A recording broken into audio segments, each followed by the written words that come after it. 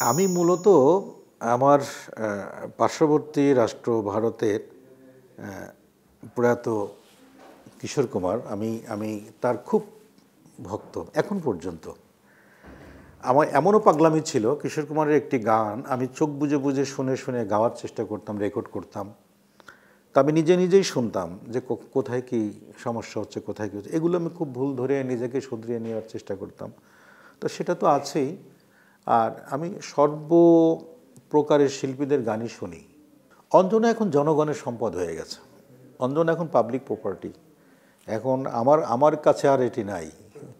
এখন অঞ্জনা গান সোলো অ্যালবামে না থাকলেই যেন আমি ব্যর্থ, আমি গান গাইতে পারি না, আমার যেন গান হচ্ছে না, এরকম একটা ধারণা মানুষের মধ্যে।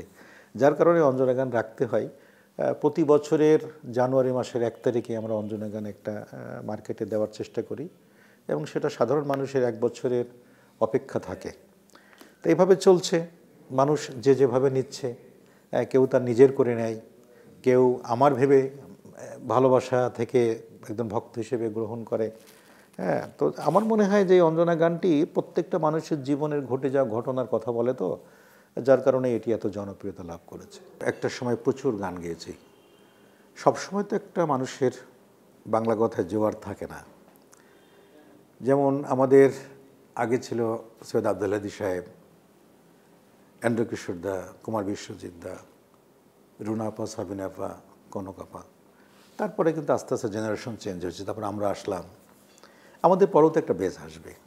আমার কণ্ঠের বা আমার মতো একটা গান প্রয়োজন, তখন কিন্তু ঠিকই আমাকে ডাকছে। সেই গানগুলি করছি, হয়তো সেটা খুব বেশি পরিমাণে নয়, হয়তো মাসে একটা, 2 মাসে একটা, কখনো 3 মাসে একটা, এইভাবে হচ্ছে, চলছে মোটামুটি। এই দেশে জন্মগ্রহণ করে যা পেয়েছি তা তো এই ঋণ শোধ করার মতো নয়, শোধ করতেও চাই না আমি।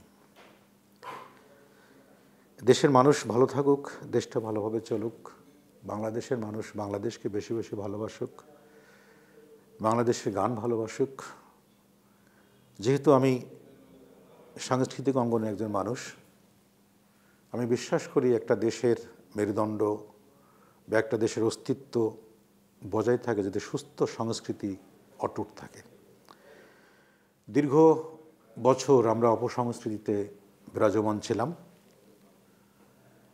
সে অপসংস্কৃতির হাত থেকে মুক্ত হয়ে যদি আমরা সুস্থ সংস্কৃতি চর্চায় ফিরে আসতে পারি, তাহলে এই দেশের ভাবমূর্তি এবং এই দেশের মানমর্যাদা বৃদ্ধি পাবে সারা বিশ্বের কাছে। আমরা সেই দিনটির অপেক্ষায় থাকি। আল্লাহ পাক যেন আমাদের সবাইকে সুস্থ সুন্দরভাবে আগামী সুন্দর দেশ গড়ার তৌফিক দান করেন।